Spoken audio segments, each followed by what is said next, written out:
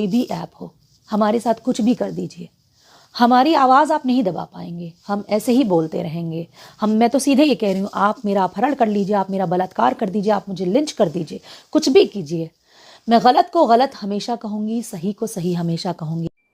आप देख रहे हैं हेडलाइंस 24 खबरों की हकीकत में आपके साथ शाहाना खान। बुल्ली बाई ऐप मामले में 4 गिरफ्तारियां हो चुकी हैं। दिल्ली पुलिस की स्पेशल सेल के अधिकारियों ने गुरुवार को असम से 21 साल के नीरज बिश्नोई को गिरफ्तार किया है। पुलिस के मुताबिक नीरज बिश्नोई इस मामले का मुख्य साजिश करता है।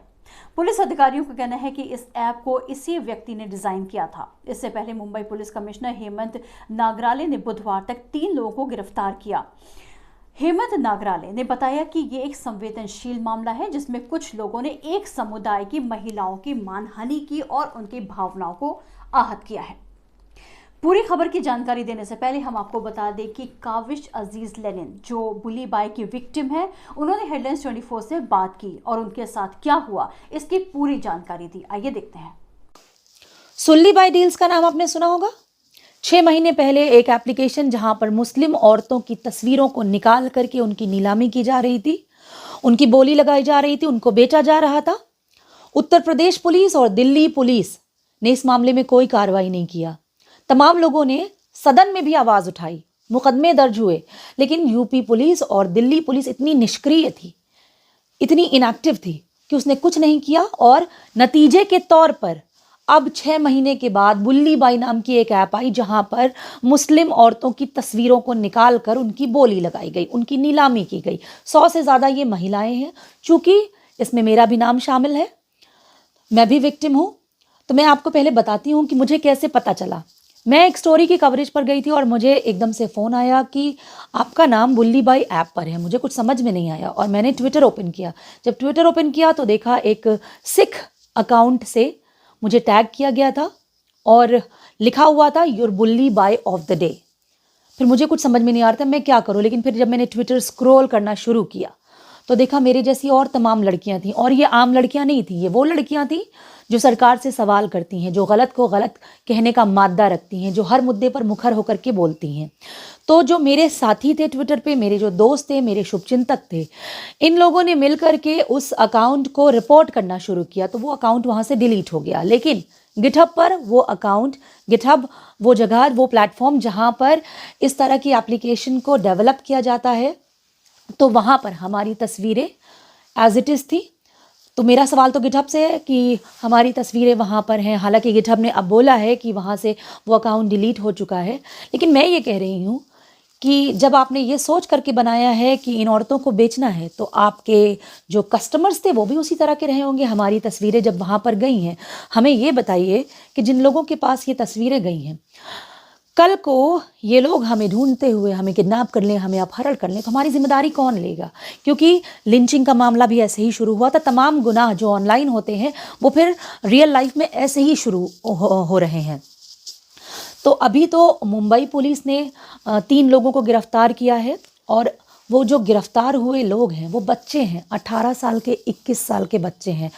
और मैं शिवसेना की जो सांसद हैं प्रियंका चतुर्वेदी जी, उनका मैं बहुत ज़्यादा शुक्रिया अदा करूंगी, क्योंकि वो लगी रहीं और लगातार इस पर अपडेट देती रहीं। वो तब तक शांत नहीं बैठी जब तक मुंबई पुलिस ने आरोपियों को गिरफ्तार नहीं कर लिया। सोचिए, एक बच्चा उसमें इंजीनियर है, एक लड़की है जो मेडिकल की स्टूडेंट है। इन बच्चों को इस काम के लिए प्रेरित किया जा रहा है, तो जाहिर सी बात है कि ये तो सिर्फ मोहरा है, इसके पीछे और भी बड़े चेहरे हैं। मैं सिर्फ ये कहूँगी कि आप सुल्ली हो, बुल्ली हो, कोई भी ऐप हो, हमारे साथ कुछ भी कर दीजिए, हमारी आवाज़ आप नहीं दबा पाएंगे, हम ऐसे ही बोलते रहेंगे। मैं तो सीधे ये कह रही हूँ, आप मेरा अपहरण कर लीजिए, आप मेरा बलात्कार कर दीजिए, आप मुझे लिंच कर दीजिए, कुछ भी कीजिए, मैं गलत को गलत हमेशा कहूँगी, सही को सही हमेशा कहूँगी। और यही वजह है कि मेरा परिवार भी मेरे साथ खड़ा है, मेरे दोस्त यार भी मेरे साथ खड़े हैं, मेरे शुभचिंतक भी मेरे साथ खड़े हैं। हमारी सिविल सोसाइटी की लड़कियों से भी बात हुई। आइए देखिए इस पर उन्होंने क्या कहा। हेलो एवरीवन, मैं डॉक्टर लुबना कमाल, assistant professor, state Jawaharlal Nehru homeopathic medical college से। और ये जो बुली बाई वाला कंट्रोवर्सी चल रहा है बहुत ही शर्मनाक है सबके लिए। क्या हिंदू क्या मुस्लिम, सारी ही जितनी भी फीमेल्स हैं सबके लिए ये शर्मनाक होना चाहिए। और सभी को इसके ख़िलाफ़ आवाज़ उठानी चाहिए है। इसलिए क्योंकि कोई अगर फीमेल्स की रिस्पेक्ट नहीं कर सकता है, फेलो ह्यूमन बीइंग की रिस्पेक्ट नहीं कर सकता है, तो वो हिंदू या मुस्लिम क्या वो इंसान नहीं हो सकता है। हिंदू मुसलमान बनने से पहले हमको इंसान बनने की ज़रूरत है। And what is most deplorable जो सबसे शर्मनाक बात है वो ये है कि इसमें एक 18 साल की लड़की भी इन्वॉल्व है, और जो बाकी भी लोग हैं वो ऐसा नहीं है कि किसी गांव के अनपढ़ गंवार लोग हैं, बल्कि सबके सब पढ़े लिखे हैं, और एक 18 साल की लड़की भी इसमें इन्वॉल्व है। वो इसमें सबसे ज़्यादा गलत बात है। तो इसके ख़िलाफ़ सबको आवाज़ उठानी चाहिए है, क्योंकि ये जो सियासत के लिए, पॉलिटिकल गेन्स के लिए जो ये खेल हो रहा है धर्म के नाम पर, ये सबके लिए बहुत बड़ी परेशानी खड़ी कर देगा। और एक शेर है, खामोश मिजाजी तुम्हें जीने नहीं देगी, इस दौर में जीना है तो कोहराम मचा डालो। तो वैसे ही कोहराम इस ऐप के उसके खिलाफ उठना चाहिए है, जिसमें कि सबको अपनी आवाज़ उठानी चाहिए है, सारी औरतों को मिलकर। एक वाक़या सामने आया है बुल्ली बाई ऐप के नाम से। ये एक ऐसी ऐप है जो एक लड़की ने बनाई है लड़कियों को ही बदनाम और नीलाम करने के लिए, स्पेसिफिक मुस्लिम लड़कियों को। हिंदुस्तान को दुनिया में टेक्नोलॉजी का हब माना जाता है, जहां ऑलरेडी 30+ यूनिकॉर्न स्टार्टअप्स एग्जिस्ट करते हैं। वहां पर एक टेकी ने अपने हुनर को बुल्ली बाई जैसी ऐप बनाने में वेस्ट कर दिया। तो आपको बता दें, आपकी इस सोच से, आपकी इस ऐप से हम लड़कियों पर कोई फ़र्क नहीं पड़ता, फिर चाहे वो जिस भी जाति धर्म की ही क्यों ना हो। बुल्ली बाई 1 साल भी नहीं गुजरा है और सुल्ली डील जैसा बुल्ली बाई बेहद शर्मनाक इंसिडेंट्स रिपीट हुआ है।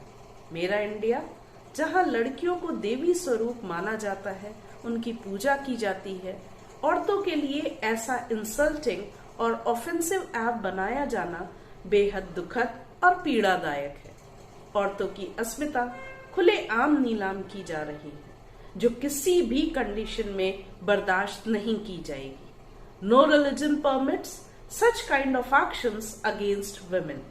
शत्रुपा को बुरी नजर से बचाने के लिए शिव ने भी ब्रह्मा का सिर धड़ से अलग कर दिया था। ऐसी सरजमी पर कोई पागल दीवाना ही इतनी गंदी मानसिकता पाल सकता है अपनी बहन, बेटी या बहू के लिए। ऐसे लोग इंसान नहीं, इंसेन हैं, विक्षिप्त हैं, मानसिक रोगी हैं। अफसोस की बात है कि इस हरकत को कंडेम करने वाले आवाज कमजोर है। हम सभी से अपील करते हैं कि धर्म से ऊपर उठकर, इंसानियत को सामने रखकर हम सबको एक सुर में इसे स्ट्रांगली कंडेम करना चाहिए। हम आपके चैनल के थ्रू सरकार से भी अपील करते हैं कि इस पर सख्त से सख्त एक्शन ले, ताकि ऐसे इंसिडेंट्स रिपीट ना हो। Thank you. 1 जनवरी को बुल्ली बाई ऐप पर कई मुसलमान महिलाओं की ऑनलाइन बोली लगाने का मामला सामने आया था। इसमें से एक नाम साइमा रहमान का भी था। साइमा रहमान रेडियो जॉकी है। उन्होंने अभियुक्तों की गिरफ्तारी पर खुशी जाहिर की है। उन्होंने कहा कि इस कार्रवाई से हमें एक उम्मीद बंधी है। वो कहती है कि उन्होंने इस मामले में कोई एफआईआर दर्ज नहीं कराई थी, लेकिन जांच में एक औरत का नाम आना और उसकी गिरफ्तारी उन्हें हैरान करता है। इस ऐप पर साइमा कहती हैं, ये सूची लड़कियों के खिलाफ है, इस्लामोफोबिक और सांप्रदायिक तौर पर निशाना साधती है। इस कृत्य में शामिल लोगों की कोशिश उन मुसलमान औरतों को चुप कराने की है जो उनके मुताबिक ट्विटर पर शोर मचा रही हैं, बुलंद होकर अपनी आवाज रख रही हैं। पेशे से पत्रकार फातिमा खान के जहर में पिछले साल जुलाई महीने में हुई घटना अभी भी तरोताजा है। पिछले साल सुली डील्स में उनका नाम सामने आया था। उस दौरान वो रिपोर्टिंग के लिए फील्ड पर निकली हुई थी और अब बुल्ली बाई में भी उनका नाम सामने आया है। वो कहती हैं कि पिछली बार इस खबर को अंतर्राष्ट्रीय मीडिया ने ज्यादा गंभीरता से लिया था, लेकिन इस बार लोग जागरूक दिख रहे हैं। वो मानती हैं कि ये काफी डरावना होता है, क्योंकि लिस्ट का बनाना, फोटो डालना, आप ये सोचते हैं कि अब शोषण के लिए ये कौन कौन से तरीके अपना सकते हैं। सबसे ज्यादा हैरान करने वाली बात यह है कि इसमें नजीब की मां का नाम भी है। वही नजीब जो एबीवीपी से जुड़े छात्रों की मारपीट के बाद से पिछले 5 सालों से जेएनयू हॉस्टल से लापता है। फातिमा कानूनी कार्रवाई की ढिलाई पर सवाल उठाते हुए कहती हैं कि चलो ताज़ा मामले में पुलिस ने कार्रवाई तुरंत कर ली, लेकिन अगर पिछली बार सख्त कार्रवाई होती तो एक मजबूत संदेश जाता कि ये एक वाहियात हरकत थी जिसकी सज़ा दी गई। अगर आपको हमारा चैनल पसंद है तो इसे लाइक और शेयर ज़रूर करें और कमेंट्स बॉक्स में कमेंट्स भी करें। और हाँ, हमारे चैनल को सब्सक्राइब करना बिल्कुल भी ना भूलें ताकि हम आपको रखें देश और दुनिया की ताज़ा तरीन खबरों के साथ बाखबर। तो देखते रहिए हेडलाइंस 24 सच के साथ।